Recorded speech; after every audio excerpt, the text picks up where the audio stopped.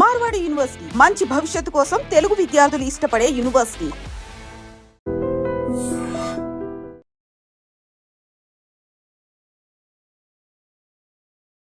Welcome to iDream media.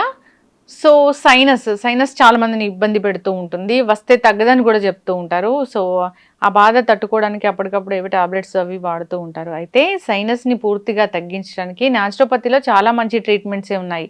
వివరాలు తెలుసుకుందాం. ఈరోజు మనతో పాటు ఉన్నారు ప్రముఖ న్యాచురోపతి వైద్యులు డాక్టర్ జ్యోత్స్నా పులిపాటి గారు. మ్యామ్ నమస్తే అండి. నమస్తే అండి. ఎస్, ఈ వర్షాకాలం వచ్చిందంటే చాలా మందిని సైనస్ అనేది వేధిస్తూ ఉంటుంది. జనరల్గా కొంచెం సీజన్ మారితే చల్లగా అవ్వగానే కూడా ఇది ఇబ్బంది పెడుతూ ఉంటుంది. సైనస్తో బాధపడేవారు ఇయర్స్ బాధపడుతూ ఉంటారు. సో మందులే లేవంటారు. సో న్యాచురోపతి దీని గురించి ఏం చెప్తుంది, ఎలా తగ్గించుకోవచ్చు, అసలు రాకుండా జాగ్రత్తలు ఏమైనా ఉంటాయా? సైనస్ అన్న దాని మెడికల్ టర్మ్ వచ్చేసి సైనోసైటిస్ అన్నమాట. సో ఐటిస్ అంటే ఇన్ఫ్లమేషన్, సైనస్ అని అంటే మామూలుగా మన ఈ పుర్రె ఆర్ స్కల్ ఏదైతే ఉంటుందో బోన్, ఇందులో మనకి కొంచెం హాలో స్పేసెస్ ఉంటాయన్నమాట. లైక్ ఇక్కడ కానివ్వండి. సో వీటిని సైనసెస్ అంటాము. ఎప్పుడైతే అందులో మామూలుగా మనము మాట్లాడినప్పుడు ఈ వాయిస్ క్లారిటీ కోసము ఈ హాలో స్పేసెస్ అనేది క్రియేట్ అయి ఉన్నాయి అనమాట. అండ్ ఫ్లూయిడ్ రెగ్యులర్ ఫ్లో కోసము. సో ఇవి కాకుండా ఎప్పుడైతే వీటిల్లో ఇన్ఫ్లమేషన్ వస్తుందో, ఇన్ఫెక్షన్ వస్తుందో, దాన్ని సైనోసైటిస్ అంటాం. సో ఈ సైనోసైటిస్ వచ్చినప్పుడు మెయిన్గా లక్షణాలు చాలా మందిని మనం చూస్తే గనక ఇక్కడ ఈ హెడేక్ తో బాధపడుతూ ఉంటారు. ఇక్కడ కూడా అంతా చాలా పెయిన్ఫుల్ గా ఉంటుంది. ఇలా టచ్ చేస్తేనే నొప్పి ఉంటుంది. కొంచెం ఫార్వర్డ్ ముందుకి వంగారనుకోండి, ఇక్కడ ఫ్రాంటల్ హెడేక్ అంటాము, అది ఎక్కువైపోతుంది. అండ్ ముఖ్యంగా ఎస్పెషల్లీ ఈ సీజనల్ చేంజెస్ అయినప్పుడు, వర్షాకాలం వచ్చినప్పుడు, ఇప్పుడు వర్షాకాలం నుంచి చలికాలం వచ్చినప్పుడు ఇది ఎక్కువగా చాలా మంది దీంతో బాధపడుతూ ఉంటారు. దాని సిమ్టమ్స్ చూస్తే గనక చాలా అలర్జిక్ సైనోసైటిస్ అని కూడా అనొచ్చు అనమాట. పొద్దున్నే లేచిన వెంటనే విపరీతంగా చాలా మంది కంటిన్యూస్ గా తుమ్ముతారు. అంత అలర్జిక్ రైనైటిస్ అని కూడా అంటాము. సో స్నీజింగ్స్ ఉంటాయి. దెన్ రైనైటిస్ అనేసి అంటే ముక్కులో నుంచి కంటిన్యూస్ గా ఫ్లూయిడ్ కారుతూ ఉంటుంది అనమాట, కంట్రోల్ ఉండదు. తర్వాత ఈ హెడేక్ కామన్ గానే ఉంటుంది. సో ఇలాంటి లక్షణాలన్నీ కూడా ఉంటాయి ఈ సైనసైటిస్కి. మెయిన్గా ఏంటంటేనండి, ఇది ఎంత ఇబ్బంది పెడుతుందంటే డైలీ యాక్టివిటీస్ చేసుకోవాలనిపించదు అసలు. ఆఫీస్కి వెళ్తే గనక ఇప్పుడు చాలా మంది సాఫ్ట్వేర్ ఆర్గనైజేషన్స్లో కంటిన్యూస్ ఎయిర్ కండిషనింగ్ అనేది ఉంటుంది. సో దాని కింద కూర్చోలేరు, కొంచెం ఎక్కువ అయినా కానీ ఇంకా అది అగ్రివేట్ అవుతుంది అనమాట. సో ఇలా సైనోసైటిస్తో చాలా మంది బాధపడుతూ ఉన్నారు. అండ్ మీరు అన్నట్లు మెడికేషన్ తీసుకుంటారు, అది తీసుకున్నా కొంతవరకు రిలీఫ్ ఉంటుంది. ఏవో సిటిజన్ టాబ్లెట్స్ లాంటివి అలాంటివి తీసుకుంటారు, కొంచెం రిలీఫ్ వస్తుంది. సిమ్టమాటిక్ యాంటీహిస్టమిన్స్ లా పనిచేస్తాయి. కానీ దీన్ని న్యాచురోపతి వైద్య విధానంతో మనము 100% ట్రీట్ చేయొచ్చు, రాకుండా కూడా అరికట్టచ్చు అనమాట. సో ఇది చాలా మందికి తెలియదు లక్ష్మి గారు. చాలా మంది తెలీదు. అంటే పూర్తిగా తగ్గిపోతుందా, ఇది కూడా అలాగే ఉంటుందేమో అనుకుంటారు. అయితే దీనికి చెప్పాలి అని అంటే మనము పూర్తిగా తగ్గించవచ్చు. సో ఏ స్టేజ్ లో ఉన్నా కానివ్వండి, సైనస్ ఉన్న వాళ్ళకి ఫస్ట్ మనం ఒక ఎక్స్రే తీస్తాము. అందులో మనకి కండిషన్ తెలుస్తుంది, ఎంత సివియర్గా ఉన్నది అనేసి. మనం సిమ్టమ్స్ కూడా చూస్తాము క్లినికల్లీ. మనము ఈ రెండింటిని కోరిలేట్ చేసిన తర్వాత, సో ముఖ్యంగా అసలు ఈ ఇన్ఫ్లమేషన్ ఫస్ట్ స్టెప్ వచ్చేసి ఆల్రెడీ బాధపడుతూ ఉన్నది ఇన్ఫ్లమేషన్ మనం తగ్గించాలి. అది తగ్గించడానికి నేచర్ క్యూర్లో ఫస్ట్ వచ్చేసి ఒక థెరపీ, జలనేతి క్రియ అంటాం. వినే ఉంటారు లేకపోతే చూసే ఉంటారు. ఎస్పెషల్లీ మనకి కోవిడ్ టైంలో ఇది చాలా బాగా even medical doctors from AIIMS ఇది రికమెండ్ చేశారు.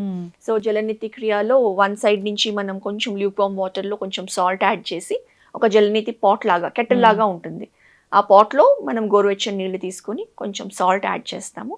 చేసి ఒక నాస్ట్రిల్ నుంచి ఆ వాటర్ పంపిస్తే గనక వేరే నాస్ట్రిల్ నుంచి అది క్లెన్స్ అయ్యి బయటకు వస్తుంది. సో ఈ ప్రాసెస్లో ఇది ఎంత ఎఫెక్టివ్ అంటే, ఈ ప్రాసెస్లో ఇక్కడ లోపల అక్యుములేట్ అయిన సైనస్ ఇన్ఫ్లమేషన్ ఫ్లూయిడ్ ఏదైతే ఉందో అదంతా కూడా బాడీలో నుంచి తీసేస్తుంది.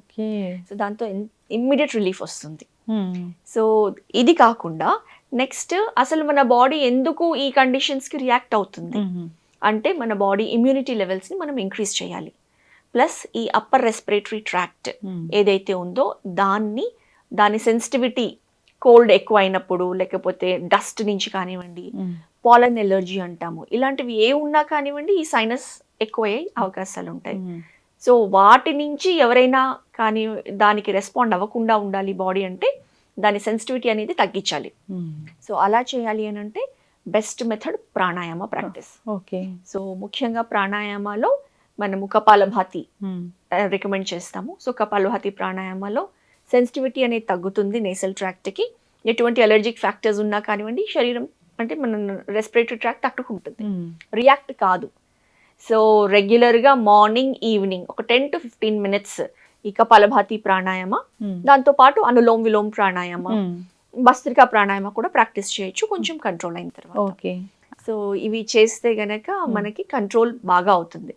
దీంతో పాటు ఆక్యుపంక్చర్ ట్రీట్మెంట్లో ఈ స్పెసిఫిక్ పాయింట్స్తో ఆక్యుపంక్చర్ ఇస్తామండి. ఇది ఒక కోర్స్ లాగా మనం ఒక 10 sessions to 12 sessions course of treatment చేస్తే ఆల్మోస్ట్ 80% అక్కడే తగ్గిపోతుంది. సో మ్యామ్ చాలా మంది అనుకుంటూ ఉంటారు ఏదైనా సైనసైటిస్ ఇదంటే మందులు వాడాలి, దాన్ని అప్పటి వరకు సప్రెస్ చేసుకుంటూ ఉండాలి, సిమ్టమాటిక్ ట్రీట్మెంట్ లాగా ఉంటుంది, తగ్గదు పూర్తి స్థాయిలో. అయితే ఈ న్యాచురోపతి వైద్య విధానంలో ఇలాంటి ట్రీట్మెంట్ తీసుకోవడం వల్ల సో ఇది పూర్తి స్థాయిలో తగ్గిపోతుంది, చాలా బాగా తగ్గుతుంది. ఎస్. ఆహార నియమాలు ఏమైనా చెప్తారా? సో ఆహార నియమాల్లో ముఖ్యంగా ఏంటంటే ఈ ఇన్ఫ్లమేషన్ ని కాజ్ చేసే ఫుడ్స్, అందులో కొన్ని కేటగిరీస్ ఆఫ్ ఫుడ్స్ ఉన్నాయండి. అవి ఒక 6 weeks టైం అనేది మనము కంప్లీట్ గా అవాయిడ్ చేయాల్సి ఉంటుంది.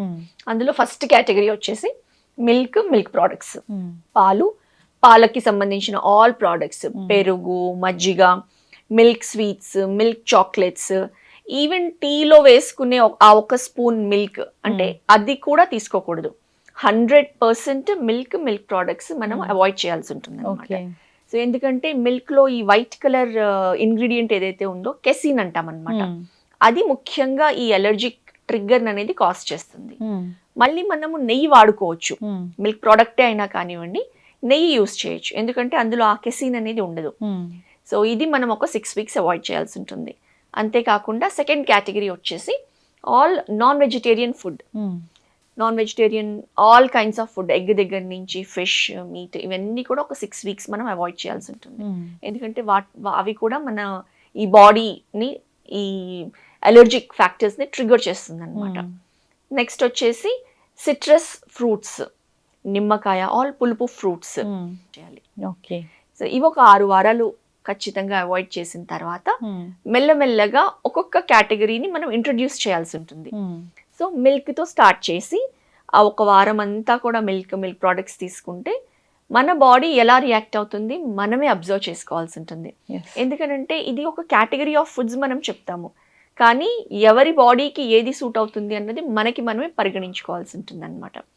సో అలా ఎవ్రీ వీక్ ఒక్కొక్క కేటగిరీ స్టార్ట్ చేసిన తర్వాత ఎక్కువ అవుతుందా అలానే ఉందా అన్నది చూసుకొని ఏది అయితే వాళ్ళకి సరిపడడం లేదో అలాంటిది అవాయిడ్ చేస్తే బెటర్ అనమాట. ఎస్, ఖచ్చితంగా మ్యామ్, చాలా చక్కగా చెప్పారు.